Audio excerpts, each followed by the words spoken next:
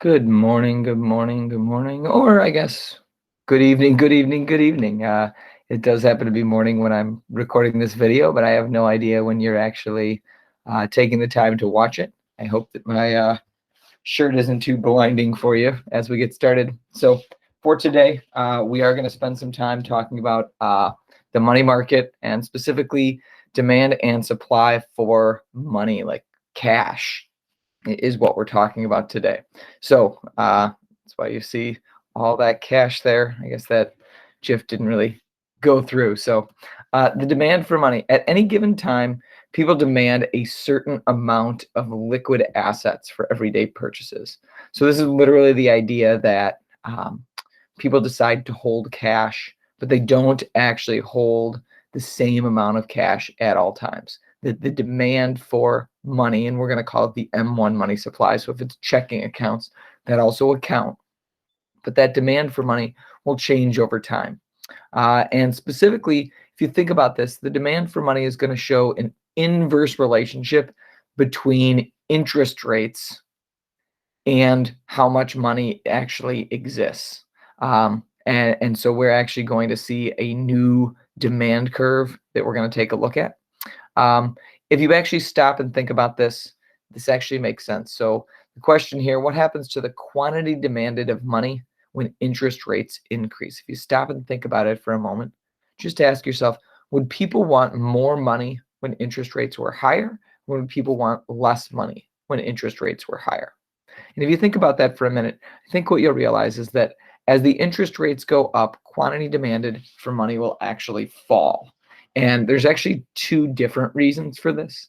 The first reason would be, of course, people would rather have those high interest earning assets. People are going to hold on to that stuff. The other thing to think about is one of the ways people can get more money is they can take out a loan, and that loan would go ahead and put money in their pockets. People are less likely to take out loans when there's high interest rates, though, because of course those high interest rates will mean that they have to pay more money back when the loan becomes due.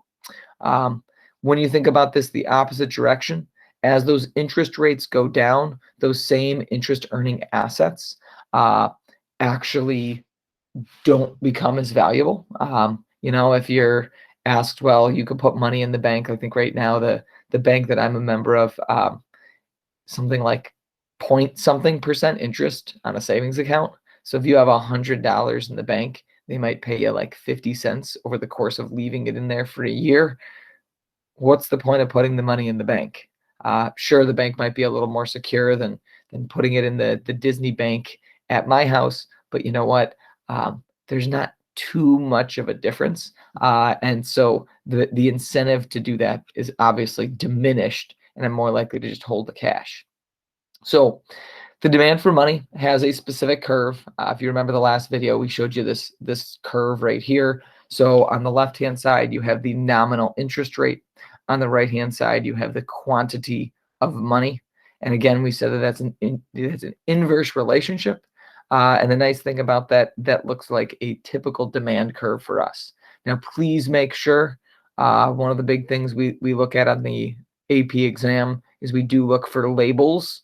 So you want to make sure that you get all these different demand curves straight. So what are the axes on the aggregate supply and aggregate demand curve, the demand for money curve, the loanable funds curve that we're going to be talking about in module 29. You want to keep all those axes straight because they actually have different numbers and different meanings along the way. So if you stop and think about this, obviously by changing the interest rate, you're going to move along that money demand curve. If the interest rate changes, the quantity of money is going to change, or vice versa. If the quantity of money that exists, it's going to ultimately impact the interest rate. But you can also see the demand for money decrease. You can move it to the left. You can see an increase in demand for money by moving it to the right. So those things that specifically shift the demand for money.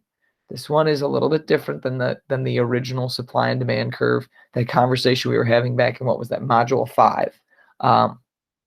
So one thing that will ultimately impact the demand for money is a change in prices.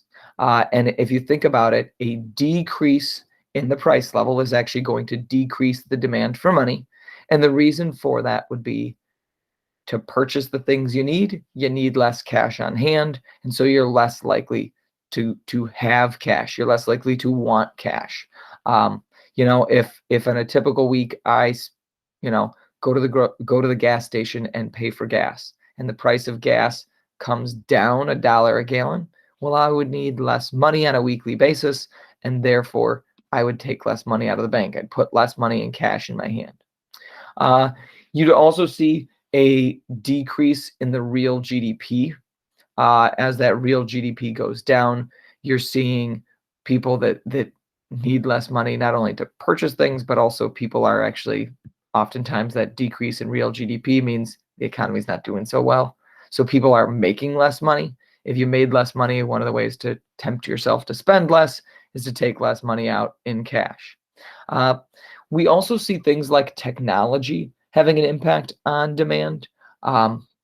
Depending on what the technology is, the reason we got a question mark over here is the technology can have different impacts. So something like more ATMs being out there makes it easier. Those automatic teller machines will make it easier for people to get money when they need it. And so they're less likely to want to have all that money sitting in their pocket. If someone picks your pocket and you lose your money, that's not great. So why would you carry $1,000 in cash on you if you don't need to?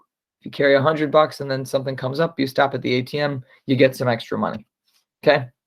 And then also you can see, to some small extent, this doesn't happen very often, you can see regulation changes having an impact. This would also depend on what's happening.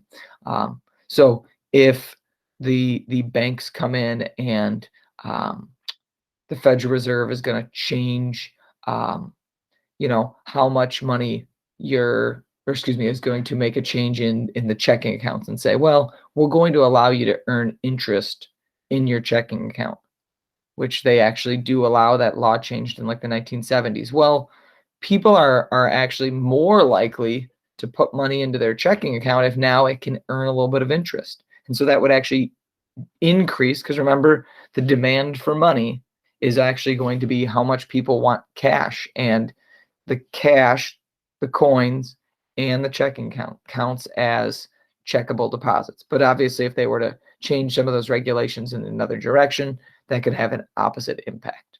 When we think about the supply of money, we went through this a little bit on the other day. The money supply is actually regulated by the Board of Governors of the Federal Reserve, or the Fed. All that monetary policy that we talked about in the last video, whether it be changing the discount rate, impacting the reserve requirement, conducting open market operations, whether that be sales or purchases, the Federal Reserve is attempting in that process to either grow or shrink the money supply. And what we're assuming is that as that money supply is regulated, it is static, that there is a certain amount of money that's out there, and the Federal Reserve can increase or decrease that. But if we think about the money supply as there's a finite resource here, that it's a vertical supply curve, the Federal Reserve then, by increasing or decreasing the money supply, can actually increase or decrease the quantity demanded for money. They can actually increase or decrease interest rates. And that's what the Fed's doing when they try to conduct that monetary policy. So when we think about it, there is the equilibrium of money. In this case, what we're seeing is that with the specific $200 billion of money that are in the money supply on this particular situation, the interest rate would fall at 5% with that particular demand for money. And the Fed is doing this with, remember, the goal of keeping unemployment low, keeping inflation under control, with a lean towards really focusing on inflation. Doing all that stuff is called the monetary policy. Now, as we think about this, as the demand for money changes It will, like we said, impact those interest rates.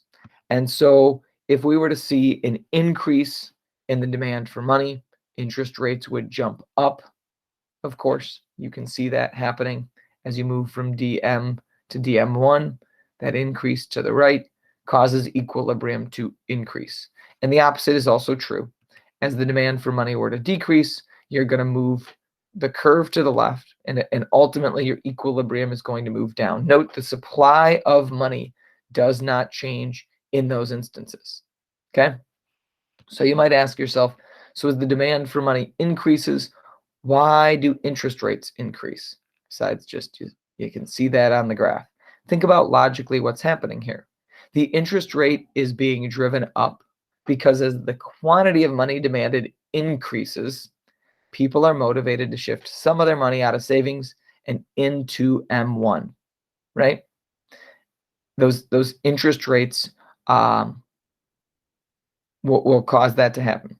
The only way to attract money back into the loans is to actually increase the interest rates.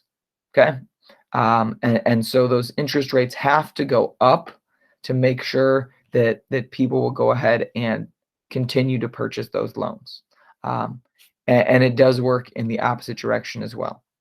I did want to make one last note before we wrap up today.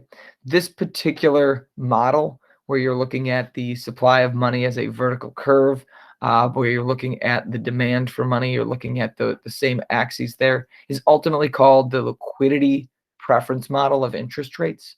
And in module 29, we're going to see how that also works together with another model called the loanable funds model. And we'll look at those two things in combination, and we'll be able to look at how those things work in the short run, in the long run, to help us regulate the economy altogether. For now, that's all I've got for you. We'll hopefully get you to answer those last couple questions. Otherwise, ladies and gentlemen, hopefully you have a wonderful day. Thank you very much for your attention today.